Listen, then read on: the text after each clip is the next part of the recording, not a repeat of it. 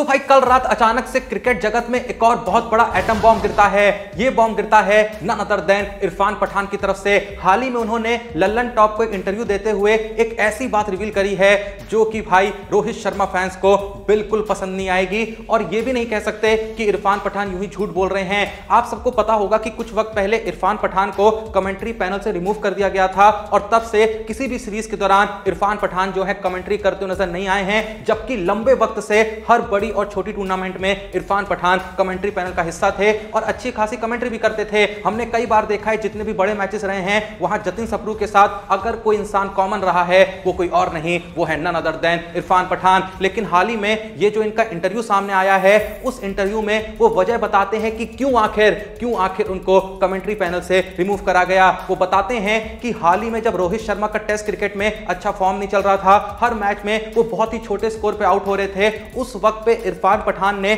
Live commentary के दौरान कई बार यह कह दिया था कि रोहित शर्मा का फॉर्म बहुत ही खराब चल रहा है, अगर रोहित शर्मा इस वक्त पे कैप्टन नहीं होते तो उनकी जगह टीम में नहीं बनती। जो कि दो पल के लिए हम कह सकते हैं बात सही भी थी, लेकिन यह बात रोहित शर्मा और उनकी पीआर टीम को पसंद नहीं आई और उन्होंने कुछ ऐसा किया कि इरफान पठान को हमेशा के लिए कमेंट्री पैनल से बाहर कर दिया गया। आप लोग का इरफान पठान के इस बयान पर क्या सोचना है, क्या कहना है, कमेंट सेक्शन में जरूर बताइएगा। और अगर आपको खुद इरफान पठान के मुंह से ये पूरा स्टेटमेंट सुनना है, उन्होंने जो बातें यहां पर रिवील करी हैं, तो वो जो भाई वीडियो है, एग्जैक्ट जो पार्ट है जहां पे इरफान पठान इस पूरे मुद्दे के बारे में बात कर रहे हैं, वो वीडियो मैंने आपके लिए संभाल के रखी है अपने टेलीग्राम चैनल क्रिकबाजी पे, जिसका लिंक आपको डिस्क्रिप्शन या फिर पिन कार्ड में मिल जाएगा। कहीं पे भी आप क्लिक करके डिस्क्रिप्शन टॉप पर या पिन कार्ड में जाके लिंक पे क्लिक करके उस वीडियो को एग्जैक्टली देख सकते हैं कि इरफान पठान वहां पर क्या कह रहे हैं। उसके अलावा जैसा कि आपको पता ही है कि वहां पर क्रिकेट वर्ल्ड की ऐसी कई रेयर वीडियोस और क्लिप्स आती हैं जिन्हें भाई देख के आपका दिन बन जाता है। ये ऐसी क्रिकेट की दुनिया की रेयर क्लिप्स और वीडियोस होती हैं जो आसानी से आप तक पहुंचती नहीं हैं। अब ये जो वीडियो है ये तुमने थोड़ी देखी होगी, हम पहुंचा रहे हैं तब जाके तुमको मिल रही है। तो जल्दी जाओ, जाके डिस्क्रिप्शन या फिर पिन कार्ड में दिए हुए लिंक से क्रिकबाजी के टेलीग्राम चैनल को ज्वाइन करके इस वीडियो को भी देखो और वहां पर जो रेगुलर कंटेंट आता है वो देखने के लिए टेलीग्राम चैनल को याद से ज्वाइन कर लो। इससे आगे बढ़े तो भाई जैसा कि आप जानते ही हैं कि आईपीएल 2025 में चेन्नई सुपर किंग्स की टीम में मिड सीजन एक कमाल का रिप्लेसमेंट आया था डेवाल्ड ब्रेविस नाम का, जिसने आते ही भाई बवाल मचा के रख दिया था, जिसकी परफॉर्मेंस को देखने के बाद हर कोई कह रहा था कि डेवाल्ड ब्रेविस आने वाले वक्त का चेन्नई सुपर किंग्स का एक बहुत बड़ा मैच विनर बनेगा। मैं याद दिला दूं कि आईपीएल 2025 में ब्रेविस ने 6 मैचों में 225 रन जड़े थे, लगभग 37.5 की एवरेज थी और 180 की स्ट्राइक रेट थी। हाल ही में जैसा कि आप जानते ही हैं साउथ अफ्रीका और ऑस्ट्रेलिया के बीच खेले गए दूसरे टी20 मैच में ब्रेविस ने 56 बॉलों पे नॉट आउट 125 रन की पारी खेली, जहां 12 चौके लगाए और 8 छक्के जड़े और सीएसके ने इतने बड़े प्लेयर को मात्र 2.2 करोड़ में अपनी टीम में शामिल कर लिया था as a mid season replacement IPL 2025 में। कल के दिन इसी चीज को लेके रविचंद्रन अश्विन अपने यूट्यूब चैनल पर एक कमाल की बात शेयर करते हैं, जहां वो कहते हैं कि मैंने सुना है 2-3 टीम्स थी जो ब्रेविस के साथ बात कर रही थी, लेकिन वो लोग एक्स्ट्रा देने के लिए रेडी नहीं थे,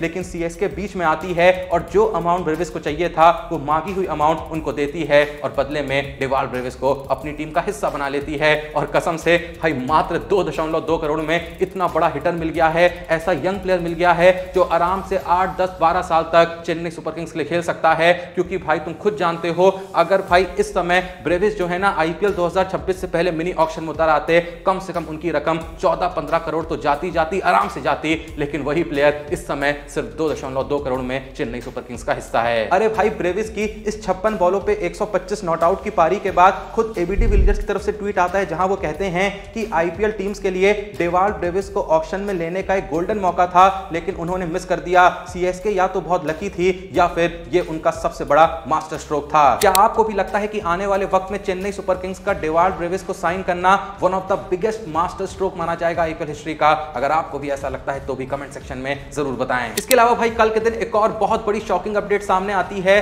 कि जो एक दिन पहले खबर सामने आई थी कि राजस्थान रॉयल्स ने चेन्नई के सामने संजू सैमसन की ट्रेड डील के लिए शर्त रखी है कि अगर आपको संजू सैमसन चाहिए तो आपको बदले में या तो जडेजा देना होगा, या तो गायकवाड़ देना होगा, या फिर शिवम दुबे देना होगा। कल के दिन लेकिन खबर यह सामने आती है कि चेन्नई सुपर किंग्स ने संजू सैमसन के लिए ये जो ऑफर था इसको ठुकरा दिया है। वो राजस्थान रॉयल्स के साथ ये डील तो नहीं करने वाले हैं, वो ना ही गायकवाड़ देने को तैयार हैं, ना ही जडेजा देने को तैयार हैं, ना ही शिवम दुबे देने को तैयार हैं। तो ऐसा कहीं ना कहीं कहा जा रहा है कि अब आप संजू सैमसन को चेन्नई सुपर किंग्स की टीम में देखना तो भूल ही जाएं। इससे आगे बढ़े तो भाई देखो, जहां डेवाल्ड ब्रेविस का फॉर्म कमाल का चल रहा है, वहीं पे भाई इस समय टी20 का जो सबसे खतरनाक बैट्समैन है वो कोई और नहीं, वो टिम डेविड है। इस बारे में मैं पहले भी बात कर चुका हूं। अब भाई कल के दिन रविचंद्रन अश्विन अपनी उसी यूट्यूब वीडियो में जहां उन्होंने डेवाल्ड ब्रेविस को लेकर ये किस्सा शेयर करा था, उसी वीडियो में वो टिम डेविड के बारे में भी एक बहुत ही कमाल की बात रिवील करते हैं, जहां वो कहते हैं कि मुझे ये कहना तो नहीं चाहिए, बट मैंने कुछ टीमों के डिसीजन मेकर्स को बोला था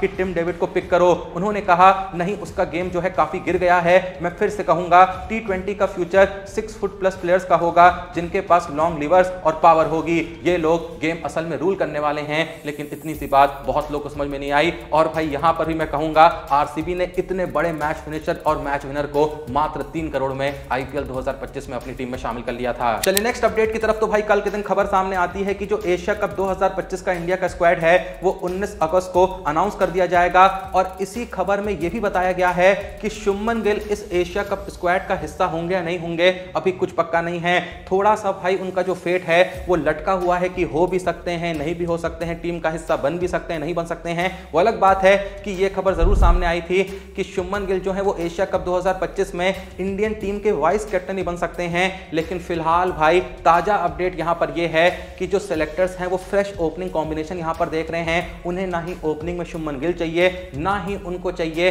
यशस्वी जायसवाल। ऐसा जरूर हो सकता है कि गिल टीम का हिस्सा बन सकते हैं, लेकिन हम उनको फर्स्ट डाउन पोजीशन पे खेलते हुए देख सकते हैं।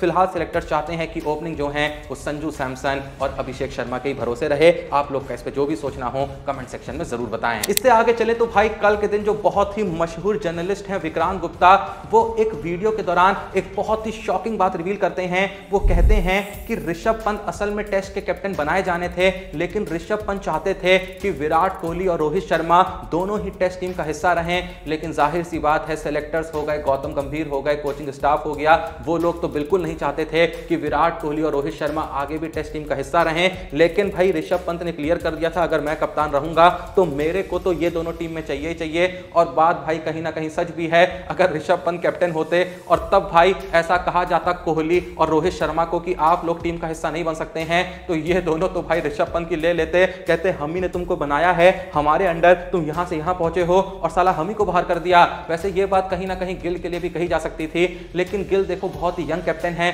ये भी कहा जा सकता है कि गिल जो चाह रहे हैं वो कर नहीं सकते हैं, उनकी उतनी बस नहीं चल सकती है जितनी भाई पंत की चल सकती थी। इसीलिए ऋषभ पंत को कप्तान नहीं बनाया गया। और देखा जाए तो लॉजिकली ऋषभ पंत को ही टेस्ट कैप्टन बनना चाहिए था। ठीक है, गिल ने भी अच्छी खासी कप्तानी करी है, अच्छी खासी बैटिंग परफॉर्मेंस दी अपनी कप्तानी में, पर पंत का जो एक्सपीरियंस था टेस्ट क्रिकेट में, वो भाई टेस्ट में बंदा कैप्टन बनना डिजर्व करता था। गिल जो है ऑलरेडी व्हाइट बॉल फॉर्मेट यानी ओडीआई में तो कैप्टन बनेंगे ही बनेंगे, उनकी वहां जगह ज्यादा सिक्योर थी, अब टेस्ट में भी सिक्योर हो गई है।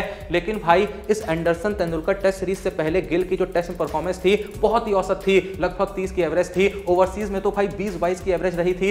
यही पक्का नहीं रहता था कि गिल प्लेइंग 11 का हिस्सा होंगे या नहीं होंगे। वहीं पे ऋषभ पंत की जगह टेस्ट टीम में बिल्कुल कंफर्म्ड है, लंबे वक्त से one of the main player है टेस्ट टीम के, तो उनका कप्तान बनना थोड़ा सा लॉजिकल डिसीजन होता, क्योंकि भाई एक्सपीरियंस के मामले में भी टेस्ट में ऋषभ पंत के पास काफी तजुर्बा था अगर हम उन्हें गिल से कंपेयर करें। लेकिन जैसा मैंने कहा, जो ऋषभ पंत चाहते थे वो गौतम गंभीर और सिलेक्टर्स नहीं चाहते थे, इसीलिए ऋषभ पंत को कैप्टन नहीं बनाया गया और टेस्ट टीम के नए कप्तान बने none other than Shubman Gill. आपका इस बारे में जो भी सोचना हो कमेंट सेक्शन में बता दीजिए। इससे आगे बढ़ते हुए मैं आपको बताना चाहूंगा, कल के दिन द 100 लीग में फिल सॉल्ट ऐसे पहले प्लेयर बने हैं जिन्होंने इस लीग में अपने 1000 रन कंप्लीट करे हैं। इसी से रिलेटेड मैं तुमसे एक सवाल पूछना चाहूंगा, क्या तुमको पता है कि जो दुनिया भर की बड़ी लीग्स हैं, आखिर उन सभी लीग्स के वो पहले प्लेयर कौन से थे जिन्होंने उस लीग में 1000 रन कंप्लीट करे थे? अगर तुमको नहीं पता है तो मैं बता देता हूं। आईपीएल में थे एडम गिलक्रिस्ट जिन्होंने साल 2010 में 1000 रन कंप्लीट कर लिए थे। बीबीएल यानी बिग बैश लीग में थे एरॉन फिंच पहले प्लेयर जिन्होंने 1000 रन कंप्लीट करे थे 2015 में। उसके बाद सीपीएल की बात करें यानी कैरिबियन प्रीमियर लीग की, वहां क्रिस गेल थे जिन्होंने साल 2015 में ही 1000 रन कंप्लीट करे थे। फिर आती है बांग्लादेश प्रीमियर लीग, वहां पहले प्लेयर बने थे मुशफिकुर रहीम जिन्होंने साल 2016 में कंप्लीट करे थे। पीएसएल यानी पाकिस्तान सुपर लीग, क्या नाम होता है भाई, यही नाम होता होगा मेरे हिसाब से, कमरान अकमल थे वहां पहले प्लेयर जिन्होंने साल 2019 में 1000 रन कंप्लीट करे थे। मैं माफी मांगना चाहूंगा क्योंकि मैंने कहा कि दुनिया भर की जितनी बड़ी लीग्स हैं, लेकिन पीएसएल की भी मैं यहां पर बात कर रहा हूं, तो पीएसएल को हम थोड़ा सा एक्सेप्शन मान सकते हैं। इससे आगे बढ़ते हुए बात करें लंका प्रीमियर लीग की, तो वहां अविष्का फर्नांडो पहले प्लेयर थे जिन्होंने साल 2023 में 1000 रन कंप्लीट करे थे। साउथ अफ्रीका टी20 लीग के पहले प्लेयर थे हेनरिच क्लासन जिन्होंने साल 2025 में कंप्लीट करे थे। और अब द 100 लीग के पहले प्लेयर हैं फिल सॉल्ट, जिन्होंने साल 2025 में ही 1000 रन इस लीग में कंप्लीट कर लिए हैं। इसके बाद नजर डालें नेक्स्ट अपडेट पे, तो भाई जैसा कि आप जानते ही हैं कि कुछ वक्त से लोग जसप्रीत बुमराह को ट्रोल कर रहे थे कि भाई ये आईपीएल के 14 मैचेस तो खेल लेता है, लेकिन टेस्ट सीरीज के अंदर ये 3 ही मैच खेलता है, ये उस तरीके से डेडिकेशन नहीं दिखा रहा है। बहुत लोग भाई यहां पर उस बंदे का मजाक उड़ा रहे थे,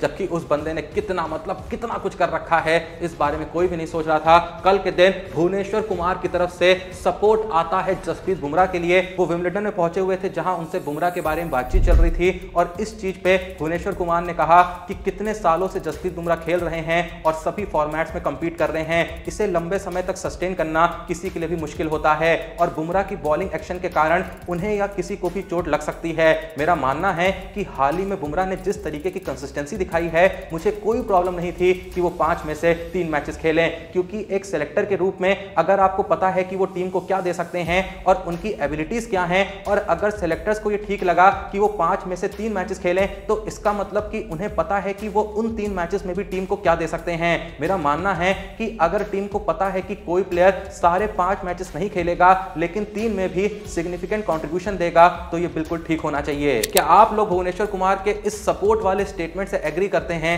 तो कमेंट सेक्शन में जरूर बताइएगा। इससे आगे बढ़े तो भाई कल के दिन इंडिया के पेस बॉलर आकाशदीप अपने होम टाउन पहुंचे थे, जहां भाई उनका जोरदार स्वागत हुआ, क्योंकि भाई इंग्लैंड सीरीज में इतनी कमाल की परफॉर्मेंस देके आए थे। बैटिंग में भी एक कमाल का शतक लगाया था, बॉलिंग में भी अच्छा खासा कंट्रीब्यूशन दिया था, एक आध मैचेस जीतने में एक बहुत ही इंपॉर्टेंट उनका कंट्रीब्यूशन रहा था। तो ऐसे में भाई स्वागत नहीं होगा तो क्या होगा? इस बंदे की किस्मत भाई पिछले कुछ महीनों में जो बदली है ना, अभी कुछ दिन पहले एक फोटो डाली थी जहां फैमिली के साथ मस्त भाई नई चमचमाती गाड़ी लेने गए थे। कसम से भाई जिंदगी बदले तो ऐसे बदले, वरना ना ही बदले। खैर, जिंदगी बदलने से याद आया कि भाई फिलहाल तो जिंदगी बदल रही है अर्जुन तेंदुलकर की। नई आईपीएल का नया कॉन्ट्रैक्ट नहीं मिला है, ना ही इंडियन टीम का हिस्सा बन रहे हैं। कल के दिन अर्जुन तेंदुलकर जो है वो इंगेज हो चुके हैं सानिया चंदोक से, जो कि ग्रैंड डॉटर हैं एक बहुत ही फेमस बिजनेसमैन है मुंबई के, रवि घाई उनकी ग्रैंड डॉटर हैं। फाइनली उनसे सगाई हो चुकी है अर्जुन तेंदुलकर की।